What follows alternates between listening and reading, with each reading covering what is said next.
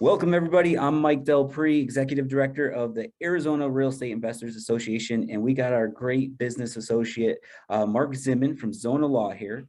And I asked Mark to join us just for a few minutes here, just to let us know about the Arizona House Bill 2747, which is going to affect anyone looking to sign a contract or wholesalers. So we just kind of wanted to give our members an update as to what this bill means and maybe how we can protect ourselves. So Mark, welcome. Yeah, thank you so much, Mike, for having me. I appreciate it. Yeah, no, let's just jump right in. I think it was Governor Ducey signed this bill and it looks like April 22nd. So it's pretty much brand new. Can you just kind of let us know what HB 2747 is? Absolutely. And so it's an important thing to note, like you said, Mike, the governor signed it April 22nd. Okay. But like all laws, unless there's like an emergency clause, they don't go into effect until 90 days after the legislature closes. Okay. So we haven't even hit the legislature closing. That's a whole nother discussion. We've got billions in surplus right now. So the legislators are fighting over what to do with all that money. Okay. Once the legislature does close, then we have a 90-day window, and then the law will take effect. Usually that's in August, but it'll be probably later than that because we're already passing that point. Got it. So it's not into effect. What it'll do though, so HB 2747 will then become law, which will be ARS 445101, and that'll actually become part of the law moving forward. And it's basically a requirement of certain disclosures for wholesale buyers as well as wholesale sellers. Got it. And so what it requires, this has been all of a fight for years of whether wholesalers are covered by the Department of Real Estate or not. The way wholesalers are, you obviously have an interest in the purchase, right? Let's say you're a buyer, you come in, you get a contract, you put down some earnest money, you then turn around and assign that and sell it off to somebody else. Okay. So you actually had skin in the game, which is the biggest difference between a wholesaler and a realtor. Realtor just advertises it, has no interest financially, whereas a wholesaler says, look, I've got skin in the game, I've got my earnest money down, either I'll close or I'll just turn around and sell that off. And so for a long time, it was a question of, well, is that taking advantage of people because maybe there's more equity in that house? And so it was looked at for a while in the Department of Real Estate. They've never really done anything because, again, you have skin in the game. You're not a realtor. And so this was a new law basically requiring that you have to disclose whether you're buying it or selling it, that you're a wholesaler. And if you're, depending on what your restrictions are, then you have to actually put that in the contract. What it says is you have to actually tell the person before they sign a contract that you are a wholesaler. And a wholesaler is really defined very generally. It says a person or entity that enters into a purchase contract for residential real estate as the buyer, and then again, obviously there's the same one as seller, and assigns that same contract to another person or entity. So what's interesting there is that there's no limit, right? It's not like you have to do this. If you hit it 5 times a year, then suddenly you're a wholesaler. Now you do this once, you could be a wholesaler, and you'd have to put that disclosure, give them the disclosure to whoever you're dealing with. Yeah, that was my question. Because I was thinking, are we like categorized? Is our wholesalers in a category? Because what about our fix and flippers, our landlords that are, hey, I'm in the middle of an inspection. No, this deal's just not for me. But I know, my friend over here I could assign to him, make $2-3 grand. And that person's not going to think that they might not know to do this, right? Yeah, I mean, if that's even a possibility, that's the hardest part about what this bill is. You're right on, Mike, which is that gray area where you sign the contract thinking you're closing on it. For some reason, something comes up. Maybe you had other investments, you put the money somewhere else, maybe you had an investment fall through, so you don't have the capital, and you say, you know what, I'm going to go ahead and assign it, and then you assign it. Well, you fall clearly within the definition of what this is, which is just a single transaction where you end up assigning it to somebody else. So yeah, you're a wholesaler, even though you didn't intend to be. Yes. It doesn't go into that concept that, yeah, it was intended up front for you to buy it, and so those people might get caught. If that's even a possibility, you're better off just disclosing it. It doesn't say much other than the fact that you have to say you're a wholesaler. So I would tell all my clients that are, writing up their own contracts or using AAR contract, just put it in writing. Like, if that's even the slightest bit of possibility, state I am a wholesale buyer or I am a wholesale seller. Yeah, that's one of the reasons. Yeah, I just wanted to let investors out there know. Yeah, even if you have no intention wholesaling, so now you got to add this into your contract. So what do we do to protect ourselves, whether we're a flipper, landlord, wholesaler? What's your best advice, or how should we go forward? Yeah, and so what the law says, it's straightforward in terms of what you have to do. It's just simply, they say, if you're a buyer, You have to shall disclose in writing to the seller that the buyer is a wholesale buyer. Okay.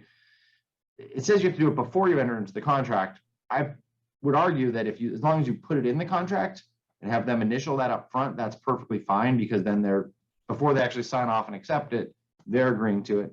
And then the same thing on the seller side is that it says they shall disclose in writing to the buyer that the seller is a wholesale seller that holds an equitable interest in the real property, that the wholesale seller may not be able to convey title. I'll tell you, most of my clients that do this pretty regularly, the bigger companies, they've got that in there already, right? They take it, whatever contract right they have, they explain they don't currently own title, but they have a right to get it. And that's what they're selling off.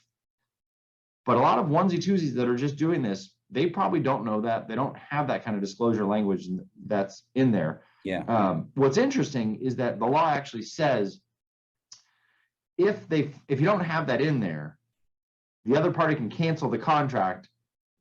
And if let's say the ultimate end buyer, they get their money back, they can just cancel and walk away once they find out you're a wholesale seller. If you're on the flip side, though, if you're a wholesale buyer and the seller finds out and you didn't disclose it, they actually get to keep your earnest money regardless of what the contract says.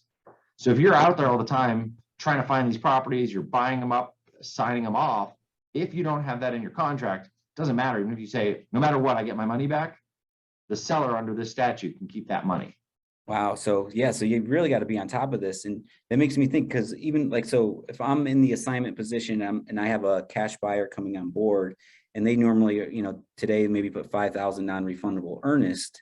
However, yeah, if we don't put that in our contract to them that we're a wholesale seller, can they get their non-refundable back? 100%. Wow. Yeah, that's where the catch is. Yeah. Yeah. Very important. Basically, that statute trumps everything. And and I don't know why this is. The thought process is that wholesalers are taking advantage of people, skimming equity, or, just there's more money left on the table. And therefore, whoever they're dealing with should be notified that that's who they're dealing with, so they can, I guess, investigate. We have similar obligations upon us as attorneys. Real estate agents have the same. They obviously have to disclose that they're a real estate agent if they're personally involved. I think it's just more disclosure. Obviously, we've always suggested it's the best. And frankly, this language matches what we've told clients to do for years, which is just disclose. Very simple. But it creates that new provision that if you don't disclose, the teeth that this statute has is that the person gets their money, or they get your money if you're the one not disclosing it as well. Got it. So yeah, still, we should be doing it anyways, disclosing. So it's no big deal here. Maybe just understand the ins and outs of it a little bit better. And so this in no way, shape, or form, wholesaling is still legal. There's no illegal situations, or I've heard rumors where people said they're going to want to know your track record or something, like how many deals are you backing out of? So that has nothing to do with HB2747. No, I mean, it's truly really limited. And that's actually kind of the one good thing is when the government comes in and provides guidance or provides these restrictions on wholesalers, it's clear then that wholesaling is obviously illegal, right? Mm-hmm. Because if it was banned or not allowed in the state, or there was other restrictions, they'd be in the statute. They're not. The only restriction is disclosed, which is a very minor thing. You literally just have to put that provision in there. The only weird things to me, from my perspective, is there's no minimum threshold. So even if this is your first property and you just go to the first door, you better have that language in your contract. Okay. It just says anytime you assign it to another person or entity. Theoretically, if you're taking title as like Mark Zinman and I assign it to my own LLC, even that could qualify because the statute's not written very clear. So if you're not sure what entity you're taking it into, just put it in there, err on the side of caution. Now, I'd argue that I'm the same as my LLC, but legally that's not actually correct. So how cautious do you want to be is the question. Appreciate it, man. Any last words or anything on HB 2747 before we part? I think it was like what we were talking about is that you have the only real remedy here, the teeth that come through, is dealing with the person that you're buying, right? The title companies aren't checking these things. That's not what their job is. Okay. So just because you get away with it once, and you'll be like, a lot of people will be like, oh, well, the title company didn't say anything, therefore my contract's fine. Well, the title company's not there to verify the legality of your contract. The next buyer you may be dealing with, the next seller you may be dealing with, it can enforce it against you. So just because it works once doesn't mean it's valid. Make sure you follow the statute. Now you got me thinking, man. I was trying to wrap up, but so can someone, if you assign the contract and it's over, it's complete, go a month down the road, can anything come back to you if the buyer or seller saw the language wasn't in the agreement?